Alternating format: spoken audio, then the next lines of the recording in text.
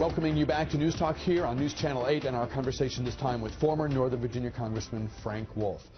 When you were in the House, I know you had different colleagues at different times, but from my perspective, I think of you and Tom Davis and Jim Moran as having created sort of an all-star lineup in terms of who represented Northern Virginia in the U.S. House of Representatives.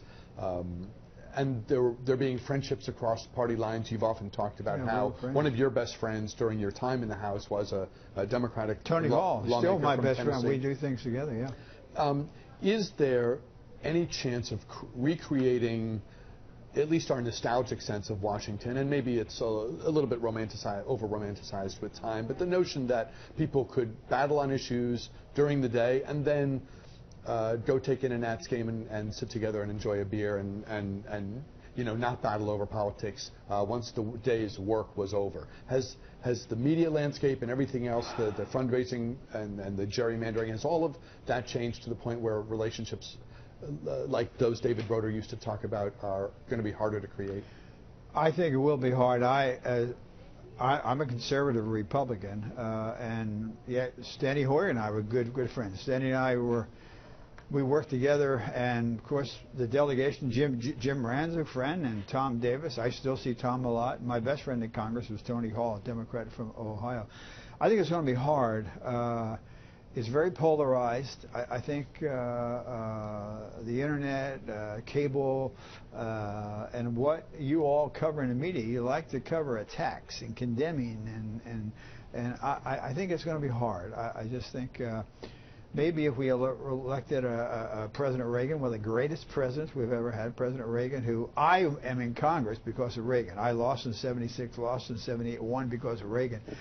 You know, Reagan had a certain demeanor, maybe, but as of now, I'm not optimistic that this is going to change. What would Ronald Reagan make of the Republican nomination contest underway now? Well, I don't know. I don't think I can speak for Ronald Reagan. All right, so what does Frank Wolf make of it?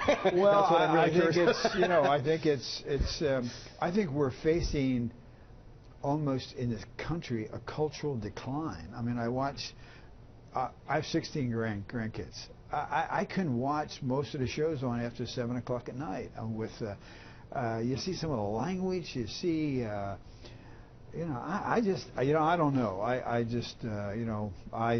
I think we're facing economic decline. I think this nation, this debt and deficit, if we don't deal with it, it's going to have.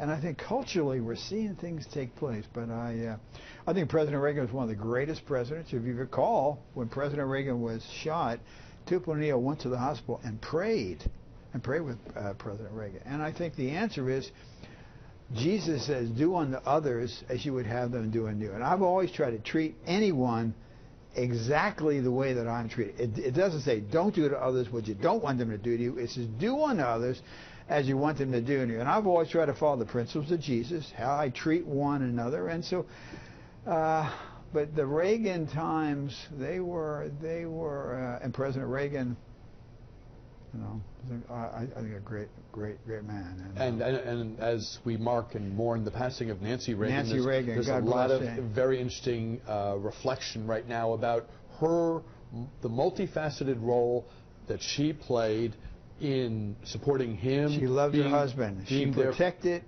They were happy to be together, and she was laughed at when she said, "Just say no." We were solving and defeating the drug problem. I think Nancy Reagan was a gracious and a wonderful first lady, with fairly keen political insights and a sense of who was going to help her. Because she had to protect her husband, because, you know, staff would push and want to do this and want to do that, and she protected her husband. I visited the Reagan Ranch, and I'll tell you, it's such a modest place, and you hear the stories. The Reagans were wonderful people. I miss President Reagan and Mrs. Reagan. I won't press you too hard on politics because I know it's not your favorite thing, but to what extent is Donald Trump impacting the GOP brand in a way that could be an issue down the road? Well, I'm not getting. Well, let me flip it the other way. I voted for John Kasich. I know John Kasich. John Kasich is an honest, decent, moral guy, bright. you know, Kasich stood against the K Street crowd when we had to balance. Kasich balanced the budget. We were paying down the debt. He was on the Armed Services Committee. So I think John Kasich, in some respects, could be Reagan-esque. If you and notice, Kasich has never been attacking anyone during this time. So when I voted, my wife and I, we both voted for Kasich, and Congressman Davis was for Kasich too. And so I think John Kasich will make or would make or will make a great president. I think somewhat in the mold of President Reagan.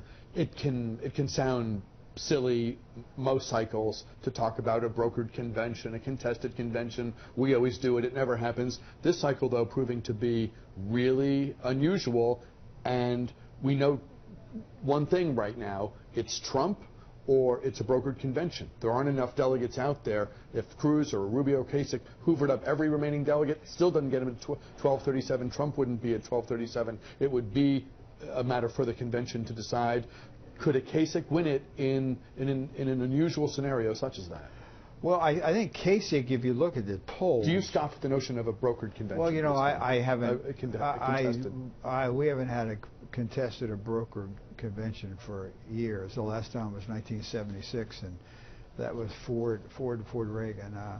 I think John Kasich would do very, very well. I think he would defeat Hillary Clinton, assuming she's the nominee. She has to win the FBI primary that she has not won as of yet. But I think John Kasich would clearly defeat Hillary Clinton. And so I think I think John is good, honest, ethical, decent, moral, and somebody that I think could do a great job for the country. And I think I'm going to let who I'm for and not get involved in anything else. Do you think that her email and other things are potentially problematic down the road? Could this race bring yet another bombshell? Well, for years I funded the FBI. The FBI is some of the finest people I've ever dealt with. So whoever's looking at whatever happened, I believe they are very honest and very, very straight, and I think they're going to do what's right. So I don't think I should be really, I don't have the inside information, and I would have confidence that the FBI will do the right thing. You seem like a guy who enjoyed his time in Congress, on the Hill, made a mark on issues you cared about, and you feel good about the work you're doing now, and a lot of very similar advocacy, different spot. I do. I'm looking forward to the future, and I think to work on the issue of human rights and religious freedom. President Reagan said the words in the Constitution, the words in the Declaration of Independence were a covenant, not only with the people who were being persecuted in China and Nigeria and in the Middle East, but were a covenant with the entire world, and that covenant is being shredded. So it'll be my hope we can put together a bipartisan agreement for that covenant, whereby America stands strong for the words in the Constitution and the words in the Declaration of Independence. Safe travels, and come back and see us again anytime. Thanks. We appreciate it. Former Northern Virginia Congressman Frank Wolf. We'll see you again soon, I hope. When we come back, we'll talk with WAMU reporter Michael Pope. Virginia Politics up next. Keep it here.